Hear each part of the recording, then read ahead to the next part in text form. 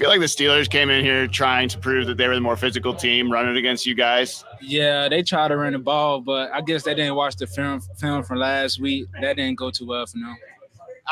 Byron Murphy, couple sacks on the day. What'd you think? Yeah, 2 sacks. Yeah, my boy B Murph, man. You know him. You know his position, his impact. You try to look at the box score, you won't understand his impact. You just gotta watch the film. But you know, they try to block him 1-on-1. He just got in the backfield, but he was our number one pick last year for a reason. So he just continued to dominate for us.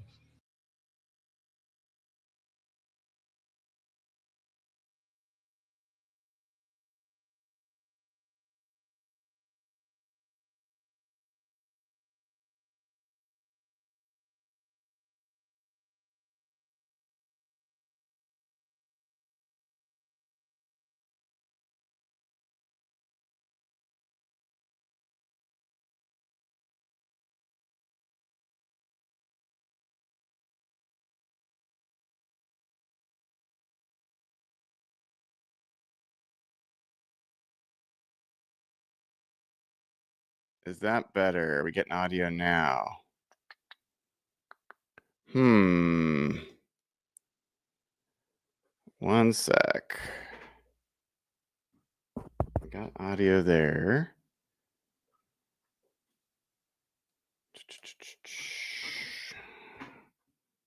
Should be all set. Testing. Okay, can you guys hear me now? Yes. Okay. Hello. Hopefully you heard Tyrice Knight at the beginning of that. If you didn't hear me. Hello, everybody. Welcome to another episode of Hawk Blogger Mornings. I am Brian Nemhauser. You can find me on all the places: TikTok, Instagram, YouTube, at Hawk Blogger. And you know what? Having a little trouble with the audio at the beginning is probably just going to be the start of what will be a mistake-filled podcast, as I have been up since roughly 1:30 in the morning Pacific time, traveling back from Pittsburgh. Literally just walked in the door, hooked everything up, and apparently not everything wanted to work right away. But luckily, it's working now. You guys can hear me. So, man, what a great visit that was in Pittsburgh. I want to just take a moment to if you haven't been to Pittsburgh, I would have never thought. The first time I went to Pittsburgh, I would have never thought it was a cool city. I was impressed the first time I went. This time I was actually staying downtown, and it's just a great place. Great people, great food, super walkable, clean, a lot of waterfront, a lot of river walk, all sorts of stuff. So definitely recommend. I don't think most people would have Pittsburgh on their road trip planner, but I'd put it on there. I'd put it up there with Minneapolis as one of those cities that I think most people probably don't realize how cool it is until they visit. Minneapolis, for me, I love all the music that's there, the outdoor bar stuff in the summertime. So yeah, lots of cool stuff going on there. But anyway, I've got a bunch to go over with all of you today, and looking forward to doing it. We're going to kind of use this morning after show to reflect. I write my morning after column, which is already up there on hawkblogger.com. I recommend you check it out. I spent time on it, and I think there's always some insights that are easy for me to articulate in writing than it is on the show. So check that out. But on this show, we're going to kind of look back. I do Hawk Blogger Sunday Night Stats. I did that for hours last night, just kept thinking of things. In fact, part of the reason I didn't sleep that well is I was halfway tossing and turning, knowing I was going to have to wake up early. And it occurred to me, oh man, I bet not many people have run in a third and goal from the 19-yard line. How many people have scored on a 19-yard goal to go run? And I was especially third or fourth down, where, there's just very unlikely you're going to be running the ball in the first place. Turns out nobody in the history of the sport has done what Kenneth Walker did yesterday with the help of his teammates. So that was a cool way to kind of start my morning as an additional bit of info. And then it turns out that only 4 times in the history of the NFL has a player run in a goal to go situation from 19 or more yards on first or second down or third down.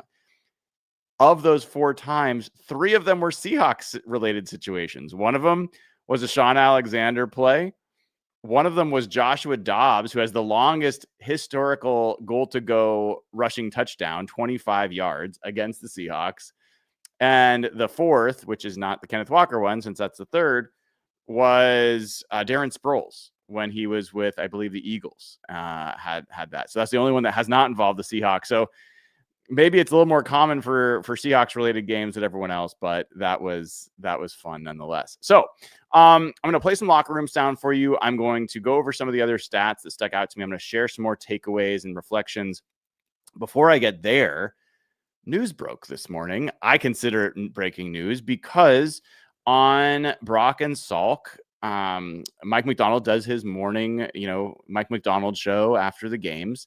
And I think they had a better conversation this week than maybe they had last week. But they asked if, hey, kind of an open-ended, hey, it's pretty good news that Nick Emmanwori didn't go on IR last week. And Mike Macdonald said, yeah, it's fantastic news. And then he went on to say, and we'll kind of see, whether or not he can take some snaps by Wednesday. I'm like, whoa. To go from potential IR to practicing possibly this week is a pretty big change and is really, really good news. And you can hear why Mike Macdonald was enthusiastic and excited about it. So that's huge. He also said, Devin Witherspoon, they were pretty clear he was not going to play yesterday. Was going to have to take kind of a miraculous turn by Sunday. That didn't happen, but that they are optimistic about this week. We'll see. They know a lot more than I do based on what I was seeing with him running, and like he just doesn't seem quite ready for that. Maybe a week more of rehab and treatment will change that, but it wouldn't surprise me if Devin Witherspoon misses one more week, especially considering the fact that they were able to, do okay without him in this game. And I don't think that they're going to be going up against a tougher situation. Well, it depends on what you think. Like, I'll get into the matchup with the Saints later this week. Rashid Shaheed and Chris Olave are probably a more dynamic pairing and certainly maybe a tougher nickel pairing and nickel matchup than what the Steelers had to offer. But in any event, we'll find out. And then the real news is that Nick Emmanwori and Devin Witherspoon may be practicing this week, maybe playing. Like that's pretty surprising to me. I will also give Coach Macdonald credit for the best roast of Mike Salk I've heard in a long time. Mike Salk asked him about, how do you explain the difference between Kenneth Walker and Zach Charbonnet, like one of them being, more productive one week and the other being more productive the next week. And Mike Macdonald started by saying, yeah, I don't know. If you had told me this was going to happen, I probably wouldn't have predicted it. But, that's why you don't want to make rash decisions on one observation. Like, I don't know, changing your quarterback after one OTA practice. That was just so well delivered by Mike Macdonald. And, I love people giving Mike Macdonald. I love people giving Mike Salk a hassle. So he can take it. And that was pretty good. So, interesting stuff there. And I will also say, I think one of the best takeaways I've heard from anybody about this game came on the Brock and Salk show, but it didn't come from either of them. It came from Maura Dooley. And what Maura said was in her takeaway, one of her takeaways from this game was last year, Ryan Grubb seemed like there was this divide philosophically. Well, not seems. There was a divide philosophically with Mike Macdonald. And you'd hear Mike Macdonald, wish that they would do something different and there wouldn't be changes. Now, what do we hear from week one from Mike Macdonald? We should have I would like to see the ball spread around more, not just being the JSN show. Would like to see more play action. Would like to see more outside zone.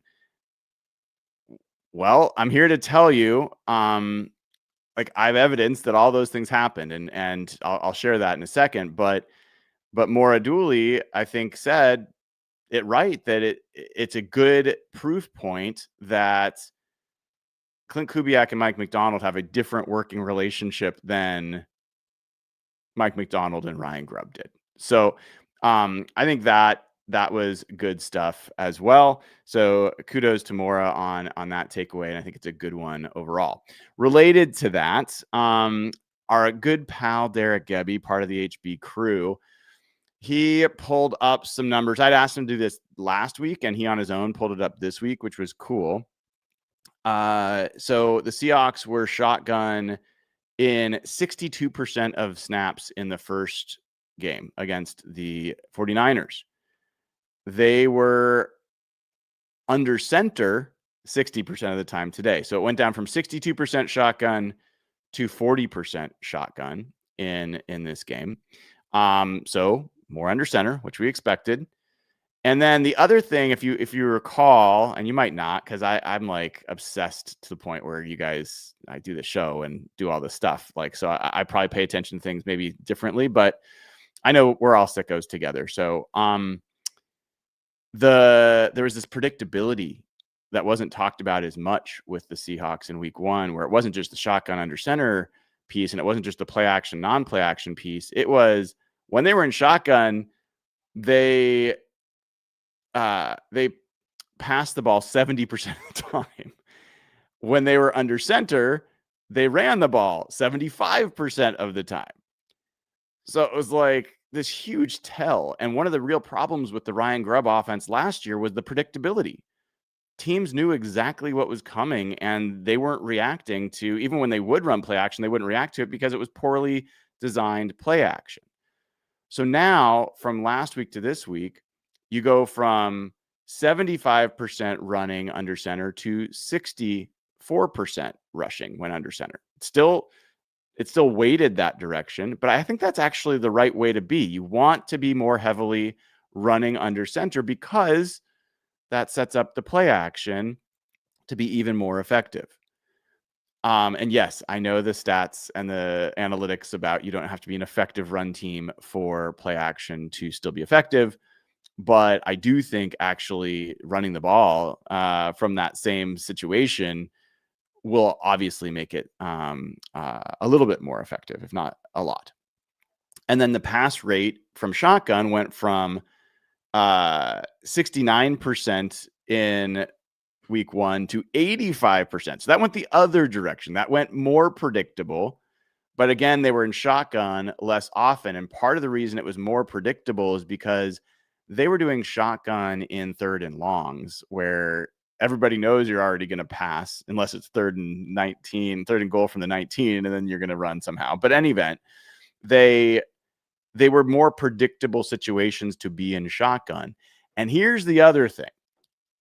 So when they were in shotgun, I'm going to be feeding you guys all sorts of stats. So I take me a second to pull some of these up. But when they were in shotgun, they were the most effective shotgun team in the NFL this week. And I'm pulling up my exact numbers, but oh, come on. I know it off the top of my head that they were the first most effective pass team by an EPA per play in shotgun this week, and they were 3rd most effective run team from shotgun this week. So that's much more productive. They were actually a pretty good shotgun team last week. And in fact, why don't I look this up? I'm going to look this up to see where they are as a shotgun team over the course of the season. Okay, here it is. Yeah, yes, it was 3rd in EPA per drop. Oh, so I was wrong. They were 3rd in EPA per drop back in shotgun this week, 1st in EPA per rush out of that formation this week. Now, let me pull this up because I'm curious. And you guys wonder, like, how do I keep thinking of things to look up and do for stats? It's because these questions just come to my mind. So now we know that they were very effective in shotgun this week. Let's see how they are over the course of the season. And let's go shotgun. Let's look for the whole year, and let's go EPA per play. And voila, the Seahawks are actually mid. They're 15th in EPA per play in shotgun. They are below average in pass, and they are 5th in EPA per rush out of shotgun. So that's kind of doing a lot of the work for them, interestingly. So they've been an effective gun run team is to this point. Now, exactly how they're doing it and all that stuff is interesting to find out. If we look at under center, I haven't done this. I don't know where they rank under center since they didn't do it as much last week. They are less effective under center. So EPA per pass, 26th. EPA per rush, 22nd. And overall EPA per play under center is 28th. So they're not so far a very effective under center team. I think a lot of this is probably due to some sacks that they've taken in those situations. They do have 3 touchdowns for what it's worth out of under center plays. So some of it's working, but they are giving up a 44% pressure rate when they're under center. It's typical for teams to have a little bit more pressure when they're under center because it takes longer for those plays to develop. But the idea is that, you can also, with play fakes and moving the pocket, kind of make things a little bit more, a little easier of a decision for the quarterback. I always like when I see Seahawks liking tweets, and I just saw Derek Young has liked the video I shared of the Seahawks sideline waving their towels during the Renegade song, which is a good chance for me to play my next clip for you guys from the locker room. So I posted that video of the Seahawks on the sideline, and I think it's probably easy enough for me to just share it so people that for whatever reason did not see it can see what we're talking about. And then I'm going to play for you some sound that talks about how this happened. So let me share this. Oh, come on. Give me the option to share. Oh, I see why not. Okay, hold on. So I've got to give me 1 second, guys. So anyway, what happens is the Seahawks or the Steelers. The Steelers have this tradition where they play this Renegade song later in the home games, and it's kind of this rallying anthem for especially their defense, but the overall team, and it gets them hyped. So video yesterday, which I'm going to share with you now. And let me get this so it's not in my face bothering me over here. Here we go. All right, let me put this up for you guys, and you can see this video of the Seahawks sideline just going crazy. See them just waving their towels. Ernest Jones initially I didn't get that quite on video, but he was getting super excited and animated. It's just, look at all these guys, right? So that was what then was interesting, because then I asked Elijah Arroyo a question about, okay, so you guys have had this good fortune of kind of being a pretty good road team. Now, Elijah Arroyo hasn't been part of all that, but I wanted to get his take on why he thinks that's the case. And here's what Elijah Arroyo said. And take a win home. Really felt like a home game for us, honestly. We came in here, they played that song in the fourth quarter, which we've been playing all week, and we knew it was time to go. So I think it's that was an insight, right? Like, they've been playing that song all week. Well, who would know to play that song all week? Maybe it would be the head coach who coached in Baltimore in the division for a number of years and knows what it's like there. And sure enough, Mike Macdonald on the Brock and Salk show today confirmed that he knew that this wasn't a place that a lot of the guys had played. he knows what goes on there, and he wanted them to make that theirs and to kind of make that a part of the preparation. And look, we've talked about the fact that Mike Macdonald is maybe a genius when it comes to, scheming things up, calling plays, coverages, how he's figured out how to teach his defense, all these things. But there's been some question of like, does he know how to motivate? Does he know how to like connect with the players at a level that can actually show up on Sundays in a way that's different? He's acknowledged that he's worked with Michael Gervais and Stephen Hauschka and other folks on kind of trying to polish part of his resume and repertoire. I think is a better word for it. I think it's a great example of that. Like it worked. It worked. And I'm not even saying because it worked because of the results in the game. It worked because those guys knew it was coming, saw it happen, and like owned that moment. It wasn't a deflating moment for the team.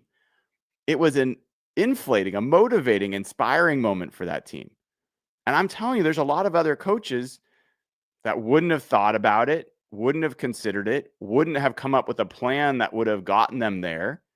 And who knows? Who knows if that would have had some other impact or some negative result on the game. But I think that's noteworthy. I think it's noteworthy for still one of the youngest coaches in the NFL who has acknowledged that he's still learning. And I thought that was as much of a coaching win as anything else that happened yesterday. Let's play some more sound. So after I talked to Elijah Arroyo, I turned around and was hassling his buddy, his tight end buddy, AJ Barner. And I love AJ, man. I'm so happy he's on this team. Like here's AJ Barner. And I specifically asked him like why he thinks the run game was more effective this week than last week. And you're going to hear him initially give kind of the media PR answer. And then I follow up and listen to what he says there. The run game was more effective today than the first week. It's just a war of attrition. I felt like we were physical up front. They gave us some good looks that we had game planned. And we were coming off the rock and staying ahead of the chains, too. It makes it easier to run the ball when you're, in short yardage situation. How much does going from a 4-3 front in the first game where you guys play against a 3-4 all training camp, and then your first game against a 3-4, does that factor in at all? You're a smart guy. I didn't want to say that, but that helps. Yeah. Like the different fronts that you see. And obviously we can do what we do against 4-3. But, you see that all camp, makes a difference. I didn't play that because he said I'm smart. That doesn't hurt, but that's not what I'm playing it. I was wondering about that. I talked about this on Seahawks Saturday with Jeff Simmons this week. I posted pictures to demonstrate how different the front looks are from a 3-4 to a 4-3 and just the blocking. Talked about how Jalen Sundell was at his locker this week, just saying how the line calls are completely different against a 4-3. And for that to be the first game that they had out of the chute against a division rival with a good defensive coach and some really good defensive players, I think that was a much tougher assignment than I think any of us gave it credit for when they went against that front first off. So what happened this game? They go against a 3-4 that still has some pretty good players, and they're at home. Well, the running game was a lot more effective overall this week. There were certainly still problems, but I think most Seahawks fans would take Kenneth Walker going over 100 yards on 12 carries most times, right? So, and I see our favorite troll saying that Sundell's just too weak. Well, if that's the case, then why are the Steelers fans posting video of their nose tackle getting washed off the line by Jalen Sundell and how their nose tackle couldn't hold his water? So take it easy. Take it easy. Take the victory, man. Don't have to come up with something negative to say after every single positive thing that happens. But I appreciate you. It was not Olu. It was Jalen Sundell. It was Jalen Sundell. I have video to prove it. So, in any event, so I thought that was worth just being aware of, and it's something I'm going to kind of pay attention to a little bit more now. I don't know off the top of my head what the Saints run, because honestly, I find the Saints to be one of the most boring teams in the NFL that just does not hold my interest. I can't remember the last time I actually willingly watched part of a Saints game. It just doesn't happen very often. So I don't know much about it, but we'll find out.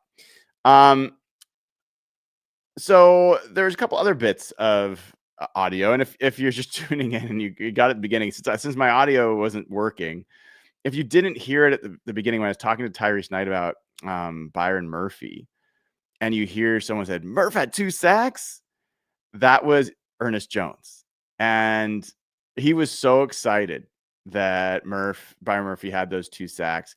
He ran off to go find Byron Murphy, who was like smiling ear to ear. And it was just great, man. It was great to see them celebrate, because they know the work that he's putting in. They know the pressure that goes on a first round pick.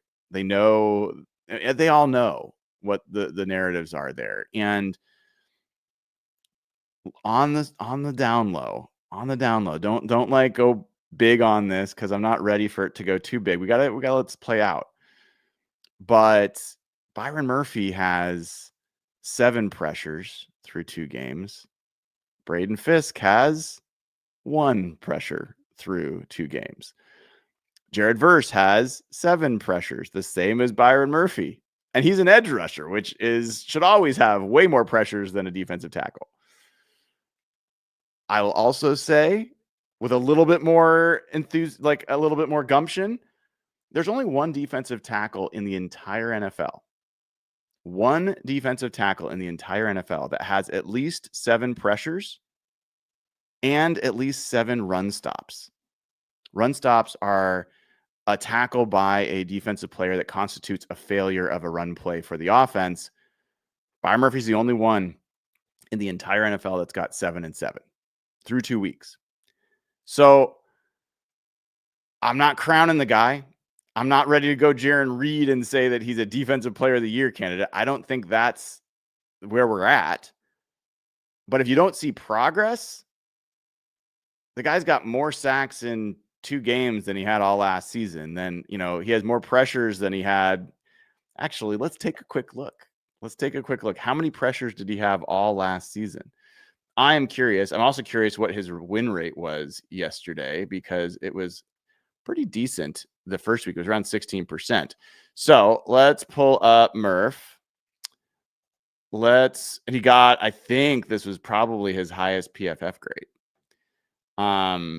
as an individual game, but I'm not positive on that. So he had 21 pressures all of last year. Now, remember, part of that is he only had a couple hundred pass rush snaps to go by. And only like 80 that were true pass sets where it was a legitimate chance for him to rush the passer. So he has a third of his pressures that he had over all of last year in 2 games. That's pretty good. Let's take a look at win rate, shall we? Just because I'm curious and I haven't looked at it yet. So part of this show's for you guys. Part of it's for me. I'm just gonna be honest. There's things I just want to look at, and we're gonna do it together. So if we're going to look at, that's fine. We'll look at defensive tackles. We will look at pass rush, and we're going to look at win rates. And where are you, Byron Murphy? All right. Oh, he creeped up a little bit this week. He is now at an 18% win rate in true pass sets. 13% overall. And if we just get to week 2, where does he show up there? I'm curious. Week 2, Byron Murphy had a 20% win rate in true pass set situations. So there was only 4 snaps that he got in true pass sets. That's not crazy. That's a normal kind of number. The most I'm seeing for anybody as a defensive tackle in this list is like 6. So he got a fair share. He had 2 sacks in 4 reps in true pass set pass rush situations. That's pretty good. It's pretty good. Now, I don't understand how the 20% win rate can be that. I think that's because the win rate has to happen for a certain amount of time. One of those sacks, if you remember, took a little time to develop, but still, pretty good. Pretty good. And in fact, if you want to have a lot more fun with this, PFF has this little proprietary statistic that they call PRP. It's a formula that combines sacks, hits, and hurries relative to how many times the person rushed the passer. Where did Byron Murphy rank in week 2 for PRP among all defensive tackles in true pass sets? How about number 2? He had a 30.0 PRP, which is behind only Jalen Redmond of the Vikings. And if you saw Jalen Redmond, what he did to the Falcons in that game, it should give you some idea of the kind of performance that he had. Milton Williams was 3rd at 23.3. So yeah, that's pretty good.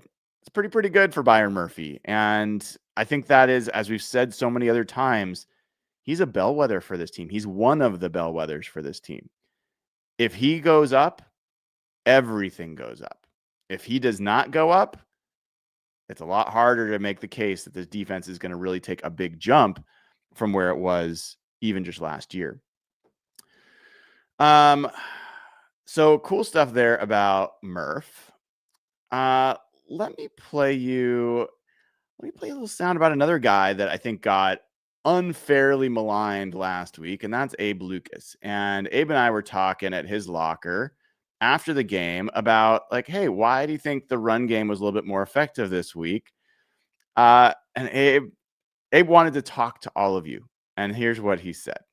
It's still pretty early. We have a lot of stuff that we're going to work on and continue to improve. So after not getting much going in the run game week 1, you guys were able to get some stuff going this week, including the 19-yarder for K9 to kind of seal it. You feel like the running game's coming along a little bit? I've said it before, I'll say it again.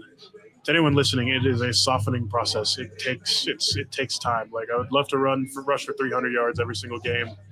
It takes a little bit of time to get there. We're going against other professionals, other good players too.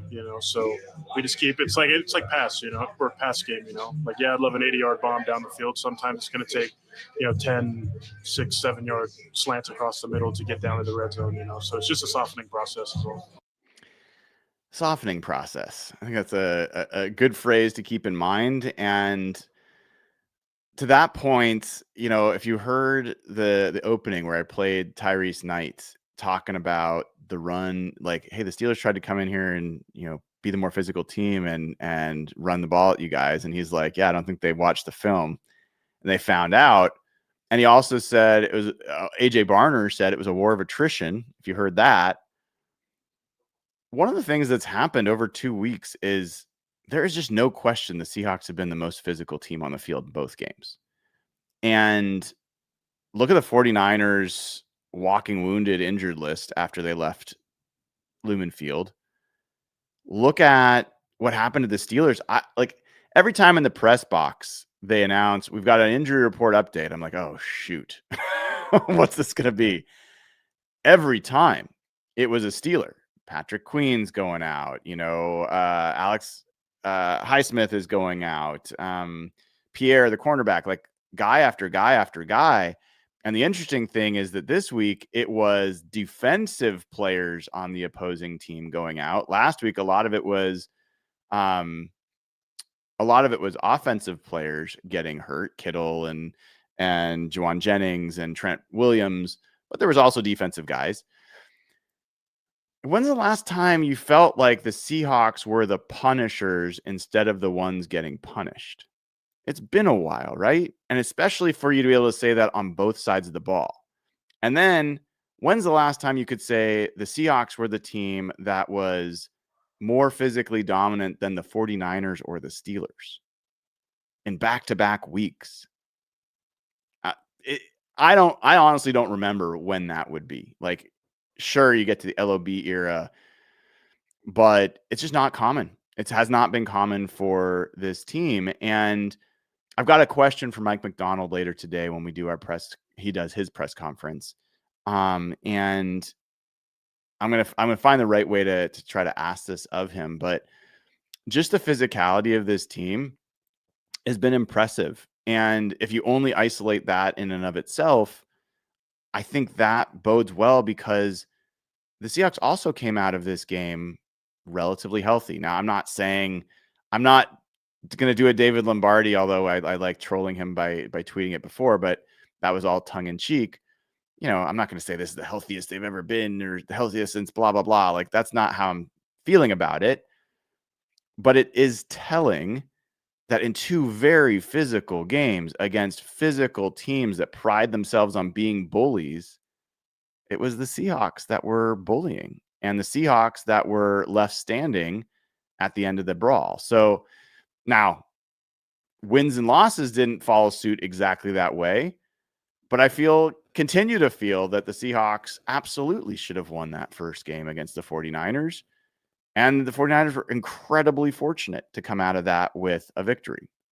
It doesn't matter. They get the win. Doesn't matter whether it should or shouldn't have happened. That's the way sports works. But I think it bodes well for the Seahawks team that they are bringing that level of intensity and physicality to back-to-back games. And they're going to have to do it each and every week. And then it's going to start being a thing where other teams are going to kind of be bracing for it. They're like, oh, it's going to be a long day. And we've seen that happen with when people started watching the great Seahawks defenses or the great Seahawks offenses in 2005, like with Walter Jones and Steve Hutchinson. Like, you could just feel teams already kind of losing before the game started because they were bracing for impact. And, you know, like, let it be a self-fulfilling prophecy. So I think that was good news. Last bit of sound I'm going to play for you, and then I'll go over some other numbers that may be of interest to you guys. They're of interest to me, so I guess they're probably of interest to you guys. I talked to new Seahawk Derion Kendrick at his locker, and we talked about a bunch of things. I'm not going to play the full sound, but I liked this interaction with him about, like, hey, man, you got that one crucial interception. Are you going to be thinking about the one that got away that was thrown to you? And here was Derion Kendrick's answer. One? Yeah, I'm definitely thinking about that one for sure. That was the first one. In a perfect spot, threw it right to me. I just ain't capitalized, so definitely gonna be wanting that one back, honing in on it. Hit my jugs this week, every week from now on. So. That was Derion Kendrick talking about hitting the jugs machine after that interception hit him in the hands and jumped off those hands and almost into a Steelers hands. So I thought Derion Kendrick had a pretty impressive game. I don't know. I haven't watched the all 22. Can't speak to that. But it almost doesn't matter because he wasn't the reason that they lost. He wasn't exploited in some way. He wasn't in some, like, making some bad decisions or coverage busts that allowed the Steelers to get easy yards. He was in the right place quite a few times. And yes, he didn't make that one catch of the interception, but he sure as heck made the one that mattered the most. And that's a big deal. Like, the Seahawks have had no proven depth at the nickel position, to the point where literally the night before the game, I was having dinner with Bob Condotta and Brady Henderson, and we're talking about, so who's going to play nickel? And we were arguing. Minutes before the game, Corbin Smith was in my ear saying, no, it's going to be Kobe Bryant. There's no way they're going to play Kendrick there. And I was like, I don't know, man. I think it would be a mistake to weaken two positions by moving Kobe Bryant out of safety and having a weaker safety there. And then having Kobe Bryant, who hasn't always been the best nickel corner, play nickel. Like, give Kendrick a chance. I didn't know. I mean, I honestly didn't know. I wouldn't have been shocked if it was Kobe Bryant. I think Corbin's reasons were logical, but it turned out to be Kendrick, like, because nobody really knew. We haven't been able to watch. We don't get to watch practice during the regular season, and Kendrick wasn't with them during training camp. So for him to come in and then also play in a defense that is complicated enough that it took a lot of the vets about half a season to kind of feel comfortable in it. It's impressive. It's also impressive coaching for them to get him to a point in just a few weeks that he could get out there and function. So I don't know if it could work long term. I don't know if other issues will pop up as you watch him longer, or if you watch the all 22, it's going to look a lot worse. But that was my initial impression, roughly 24 hours later after that game. So that was some sound by the different guys in the locker room. If you want all the sound in the locker room, and when I do locker room interviews during the week, patreon.com/hawkbloggers, where you go to get it. Also gets you ad-free audio of this show. It gets you access to the Discord channel. It's a really, really cool community with a lot of good people. We're talking Mariners in there. We're talking all sorts of things in there as well. I'm in there all the time, so hang out with us in between shows. And you get to support the show as well, which is appreciated as we continue to kind of grow the community. Speaking of which, if you guys have not used the Sleeper app to connect with community there, I highly, highly recommend it. You can get all your real-time updates about sports, whether it's football or baseball, or soon the NBA will kick off again. But this is a great sports app for you to have. You can also get visualizations on key stats, find your favorite players, and track how they're doing. And like I said, you can engage with your friends and users about plays or performances, hang out with your squad there. It's great. And if you use promo code HAWKS, you'll get up to $100 match on your first deposit. Terms and conditions apply. See Sleeper's terms of use for details. Currently operational in over 25 states. Check out Sleeper today, folks. Do it. Check out Sleeper. So, numbers. Can we talk some numbers? There's a few things that kind of jumped out for me in this game. We talked about some of them already, but as I go through and I look at this game, there's a few things that of all the things that I pulled together that kind of jump out to me. Sam Darnold. Can we talk about Sam Darnold for a second? Now, PFF grades, everybody knows they're debatable.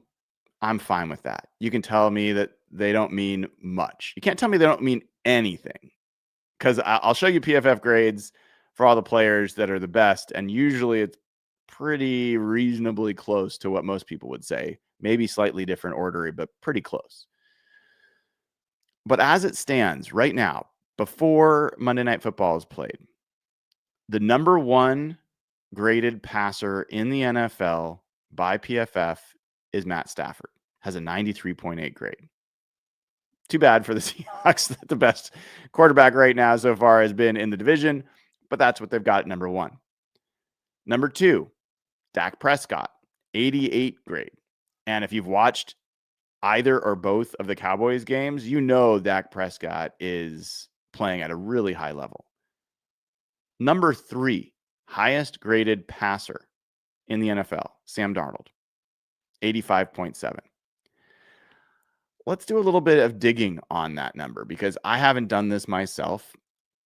Why? And I think there's some reasons to me why PFF can sometimes get a little over their skis on this stuff and maybe overweight things that aren't quite as important. This is probably the biggest reason. Sam Darnold, through 2 weeks in 61 dropbacks, they have him at only one turnover-worthy play. Now, that's curious because he has 3 interceptions, or 2 interceptions and a fumble, right? So maybe they're undercounting that. Maybe they're not putting that second interception where Cam Hayward tipped the ball on on Sam Darnold. The one that got picked by Jalen Ramsey, maybe they are. Or maybe it's the opposite. I don't know. But as of now, he has a 1.6% turnover-worthy play rate. Where does that rank in the NFL? Ranks, well, I'll do it in the positive. It ranks 10th. He has the 10th lowest turnover-worthy play rate among starting quarterbacks in the NFL. If you go back to last season, so I'm telling you he's the 10th lowest right now.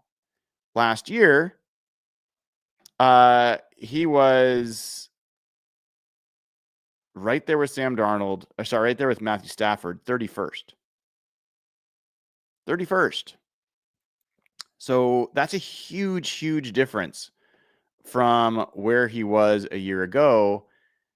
And for my money, like, we can quibble about these different things, but for the most part, I don't feel like he's put the ball in harm's way that often. I thought that he's made good decisions. I think he's made some really impressive throws, and he's made some big time plays. And that's not one of the things I think PFF gets wrong, is that they really weight big time throws as a good thing. Big time throws are when you make like an improbable throw with tight coverage, something like that. You want a quarterback that can make those plays when you have to have them. Sure, because it's not always going to go as you draw them up. You have to be able to, make amazing plays that other guys couldn't make. But if you have a high big time throw rate, it also means that you're often throwing into tight windows and that those can go the wrong way, even if you're accurate. Hello, Geno Smith, who I love. I'm not a Geno hater like others are. I love Geno Smith. I'm going to be rooting for him tonight. I can't wait to watch the Raiders play. But Geno Smith would be a darling of a lot of film watchers because he would make these remarkable throws. At the same time, he also made some really ill-advised throws because he was too confident in his ability to complete those passes that would turn into problems. And so I've started to look for players that are producing without having to make a bunch of big-time throws. That speaks to the coordinator and to the quarterback. And so I thought Sam Darnold has been in command through 2 weeks. I thought that they had handcuffs on him in the game plan for week 1. I thought they let him play a lot more. That first drive, those 3rd and long conversions, 3rd and 6, and then 3rd and 10, both to JSN, both with Jalen Ramsey on him, those are gorgeous. Those are great throws. He's playing with confidence that I don't think any of us had in him. I'll just be frank. Like, there's people out there that are probably going to be like, I always knew he was great. Awesome. I believe you. I'm not arguing with you. But I would say 90% plus, at least, of analysts, of fans, whether Seahawks or otherwise, did not enter this season feeling confident that Sam Darnold could be a winning, quality starting quarterback. I'm not 100% there yet, but I'm a lot of the way there.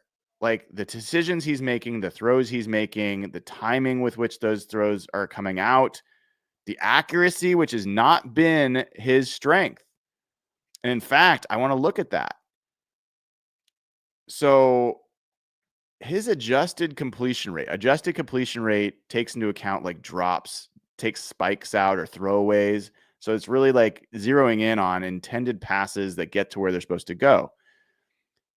He has a 78% adjusted completion rate, which ranks 10th in the NFL.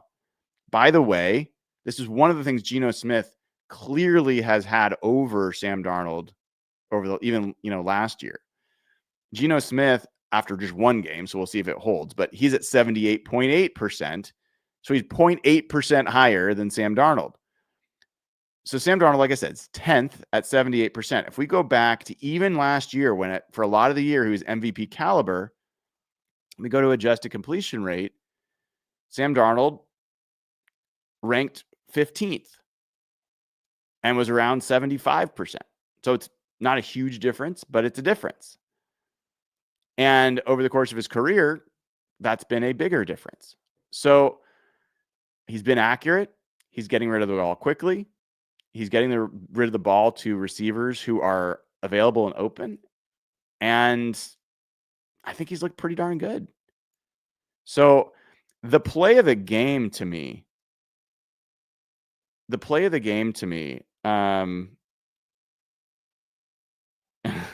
sorry, I got an incoming from Evan.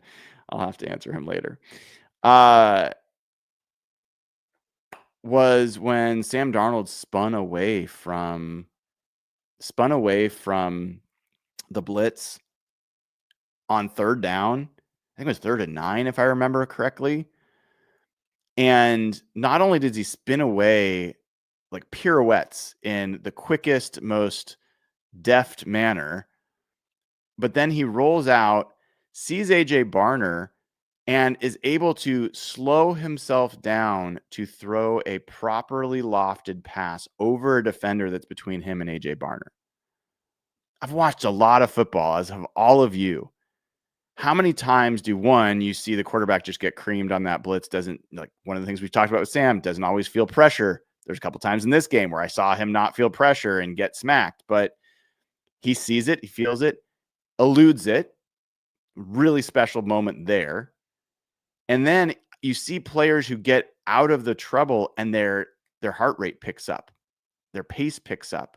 And then to make a touch pass isn't possible. They try to like just throw it in there and it gets batted down, like what happened to Sam Darnold on the fateful interception on the 4th down play call. But and this time he was able to loft it up and over the guy to AJ Barner for a big conversion. And then the next play, he just throws a beautiful pass to Jackson Smith-Njigba, who makes a beautiful adjustment in the air against Jalen Ramsey, who, by the way, as I said on Twitter this morning, Jalen Ramsey was the town bike in this game, man. The Seahawks completed 9 of 11 passes against Jalen Ramsey in this game to 4 different receivers. Everybody had their way with this guy. So that doesn't make me sad. But I don't know. I'm not going to keep belaboring it. I just think Sam Darnold has played well. Has he truly been tested? Probably not. Like if they had this game plan against the 49ers that was going to give him more chances to throw the rock against what's probably a better secondary, almost certainly a better secondary in San Francisco, we would have learned more. But so far, I've just not seen him seem under duress. Even when he is under duress, he seems poised. He seems in command. I'm encouraged. That's the way I'd put it. I'm not like brimming with confidence, but I'm encouraged by what I've seen through 2 games. All right. Other numbers. Speaking of Jalen Ramsey getting burned, when JSN went up against Jalen Ramsey, which I know is part of the Steelers were going to try to have him on JSN from time to time to try to take him away. 5 targets, 5 catches, 76 yards, 3 first downs out of those 5 receptions. So JSN's the dude now. Like if you don't see it, we're watching different games because he's now 2nd in the NFL in receptions. He's 2nd in the NFL in receiving yards. And I don't even think he's broke out yet. I mean, right now, everybody's focused on taking him away. There's nobody going into a game saying, man, we got to take away Cooper Kupp. Man, we got to take away Torrey Horton. Man, we got to take away AJ Barner. Or like nobody's talking about any of those guys. We are, but they're not. All of them are saying, we got to take away JSN. Now, he said, so what? And I ran into him at the gym the morning of the game. I don't know what time it was, but it doesn't matter. Anyway, but like hours before the game, before he got to the stadium. And we chatted for a second and he's so at ease. This is game day. I ran into other guys same day and they're like locked in. JSN is just, he's calm. He's happy. he has this air about him like, I know what's coming. Like, I know what this season's going to look like for me. I know what I'm going to do this year. And he's doing it. So what happens when Cooper Kupp replicates what he did yesterday with 42 yards after the catch? What happens when AJ Barner, who now has as many receiving touchdowns as Brock Bowers does in his career, what happens when he starts getting more? What happens when Elijah Arroyo, who got, man, I like, you guys wonder what I was like in the press box. One of the moments where I had to like bite my lip a little bit was I saw the play develop with Elijah Arroyo. He was in huge space, and I'm like, oh, he's open. And I like, if this was at Lumen Field, I would be standing up before anybody else screaming like, here it comes, whatever. But I stayed calm, and there it was. They dropped it to Elijah Arroyo, and you saw him accelerate, and you saw the athleticism with a blocker in front of him. For a second, I thought there was a chance that was going to go the distance. But the point being, okay, now they have to maybe worry about Ken Walker a little bit more than they did before. Eventually, we're going to see a game where Ken Walker and Zach Charbonnet both are productive in the same game. And they're going to eventually maybe have to start worrying about Torrey Horton, who was productive in his opportunities in this game. And then what does JSN look like? There's hope there, which is fun, right? It's fun to have a little bit of hope that there's something that can develop there. The way, if I'm a Steelers fan, I would not have. Like, there's not hope that Aaron Rodgers is going to regain his mobility. There's not hope that DK Metcalf is going to become a great, catcher of the football. There's not a lot of hope that Cam Hayward is going to recapture youth or TJ Watt. Like, older, expensive team, younger, cheaper team, and I think more talented, right? At least it looked like it yesterday. So I think JSN's only scratching the surface, and I think he's already one of the best receivers. Like, we came into the season, people were like, can he really survive without DK Metcalf pulling coverage?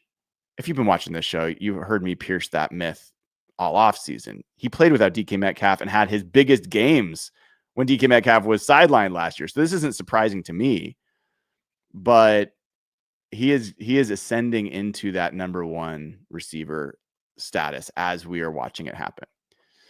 If you haven't seen PFF grades and you're curious, I will read them to you real quick. The top offensive grades versus the Steelers: Ken Walker, 91. Sam Darnold, 82. Cooper Kupp, 80. He had an 89 run block grade, which is really, really cool because he had a really poor run block grade last week.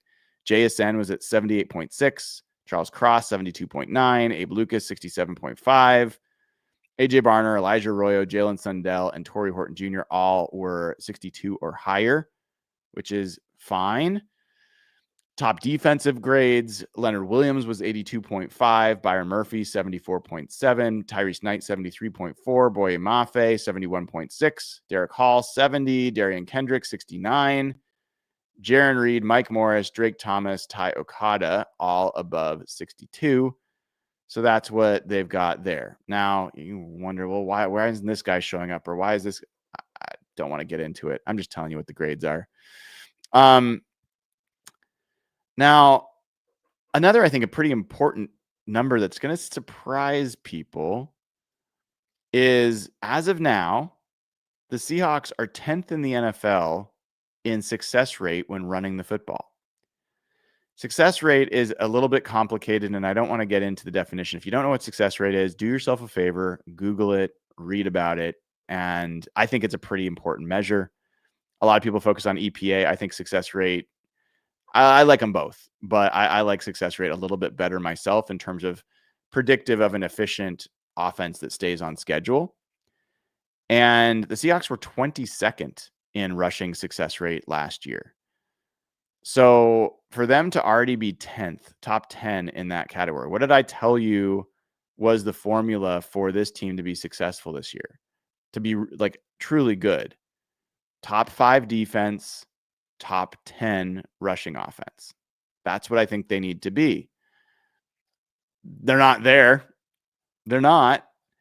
But if you look at DVOA, which is, a different measure and has its own benefits, we don't get the opponent adjustment quite yet, or at least it's not as accurate only after 2 weeks. I think it's 4 weeks or 3 weeks before that shows up. But the Seahawks are, where is it? I had it here somewhere. The Seahawks are,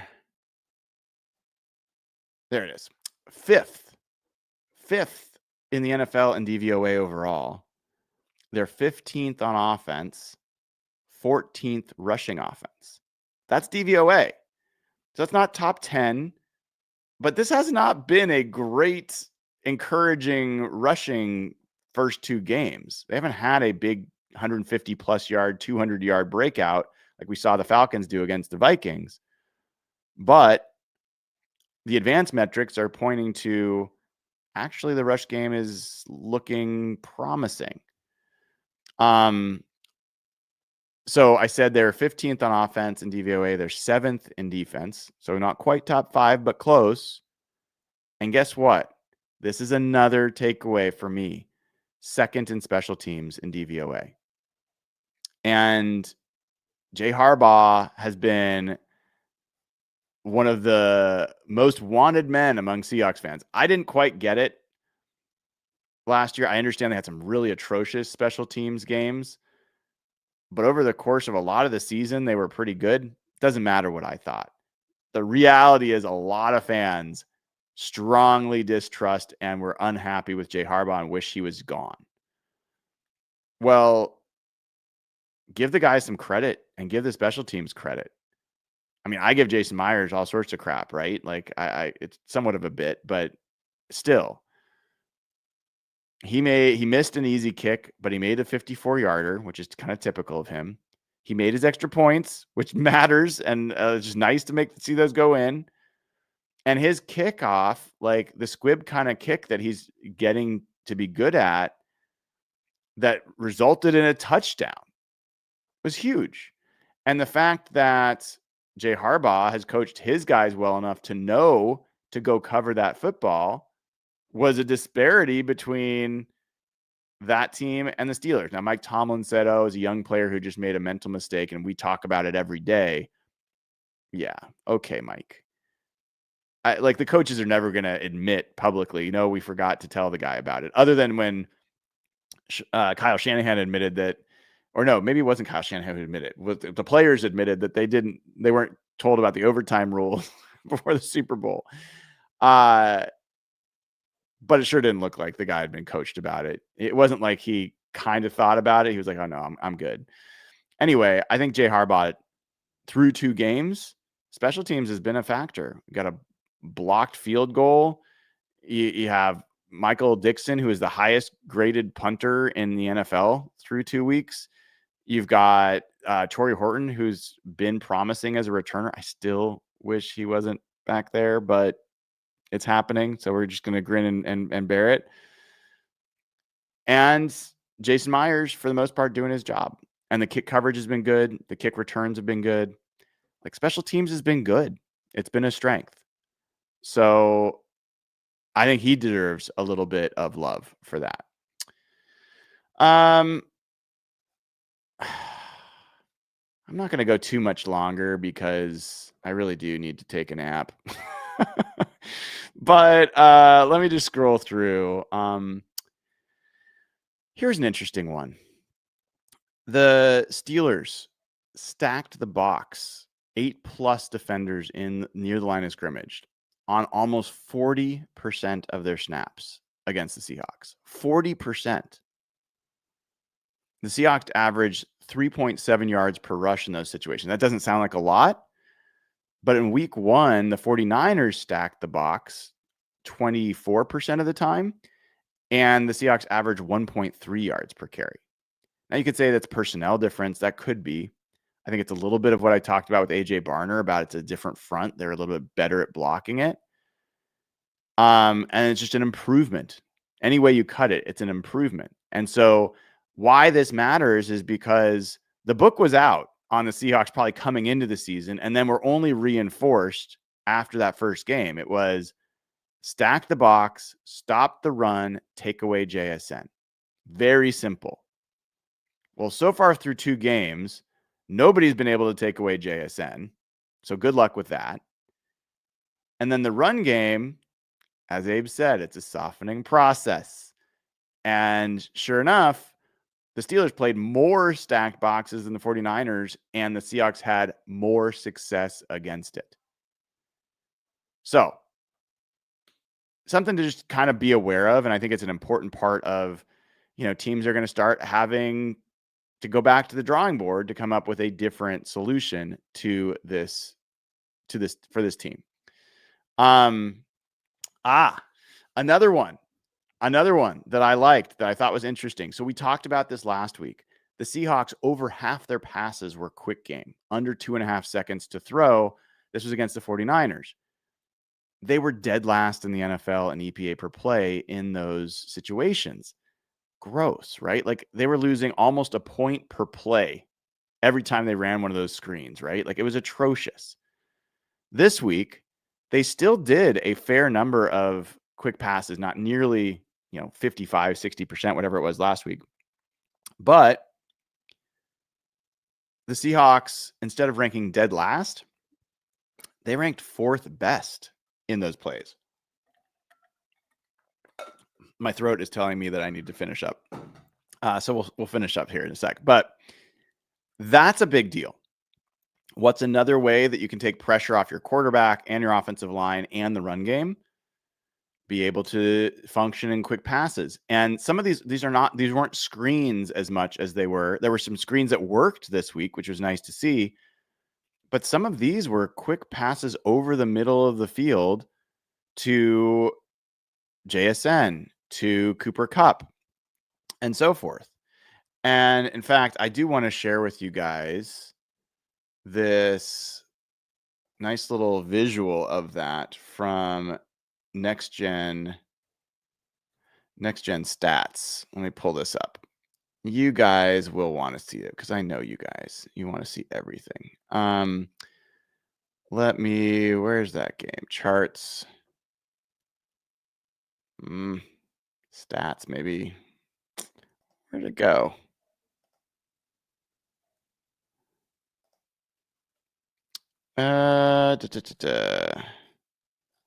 Give me a second. I'm going to find this for you guys because I thought it was pretty interesting. Maybe. Oh, I think I know where it is. Hold on. I think I was in the wrong place. There's so many places they keep their next gen stats on the NFL. It's a little confusing. Oh, look at that. JSN, the cover on pro.nfl.com. All right. So let me go here. Let me go to stats. Let me go to, maybe not. All right. Well, what it was showing was that Sam Darnold was going over the middle quite a bit. That's what it was showing. And I don't know why I can't find it now, but let me search for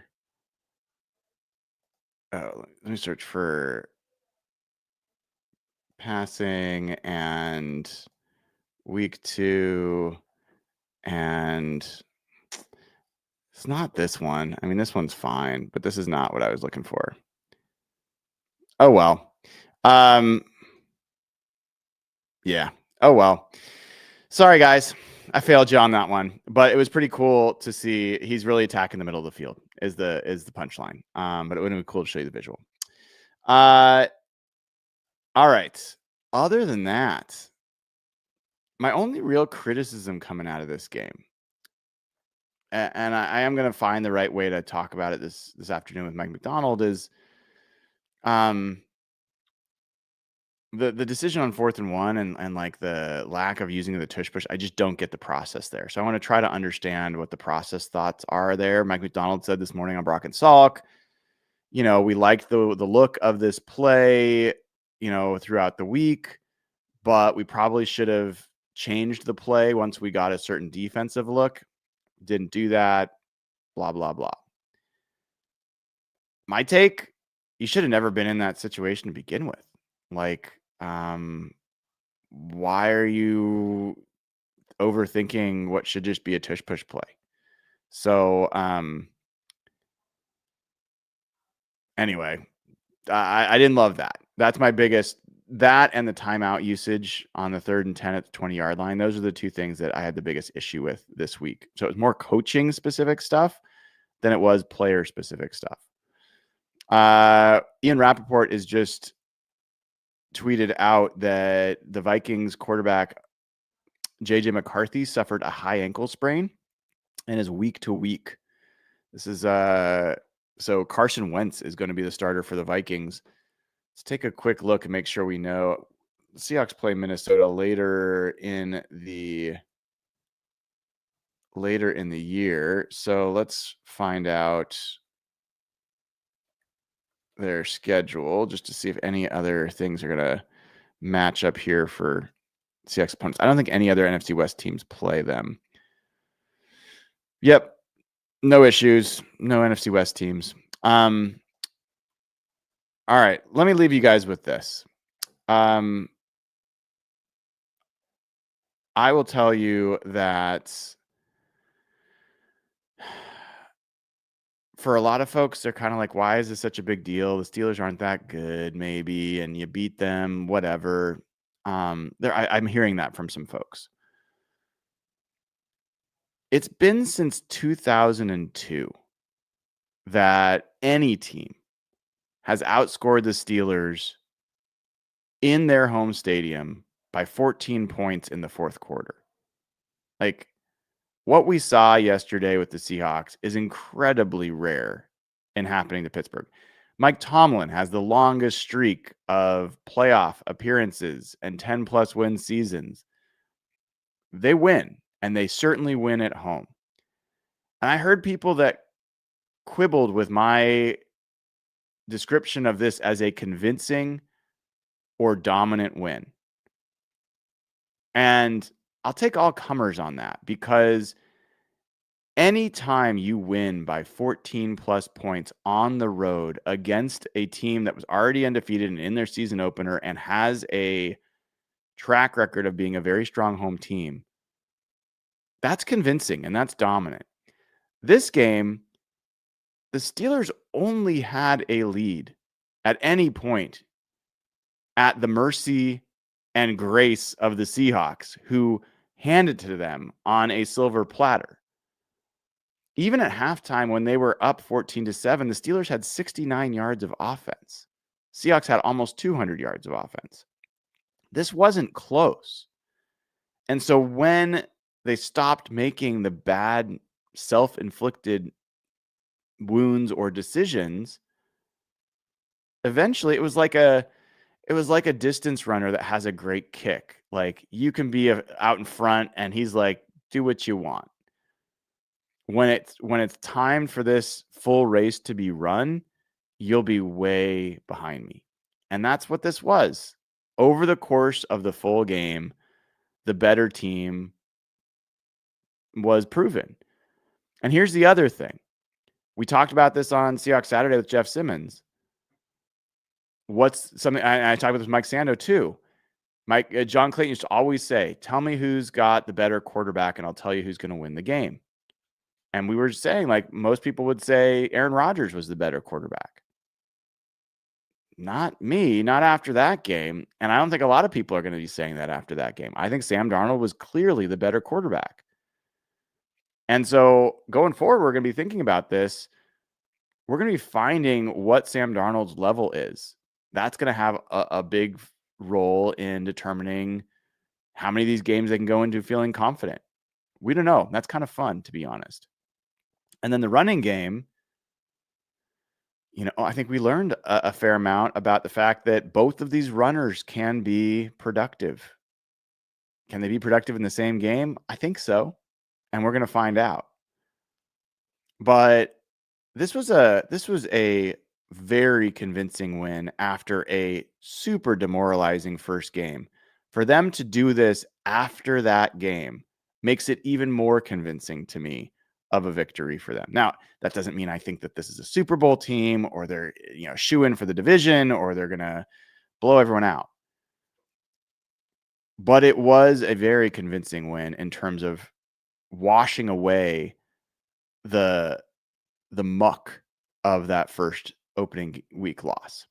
So that's where I'm at. Next step, we'll start talking about this, throughout this week and looking at the Saints. Next step is to create distance from teams that you should not be in the muck with. Going into this week, I think the Saints are one of those teams. At home, Seahawks need to win this game by a large margin. How much? I don't really care, but it should be a comfortable win. And that's kind of the next step. And don't look now, but the Cardinals are 2-0, Rams are 2-0, 49ers are 2-0. That Cardinals team, you look at some of the advanced metrics. We'll talk about them next week after the Saints. Comes in short order.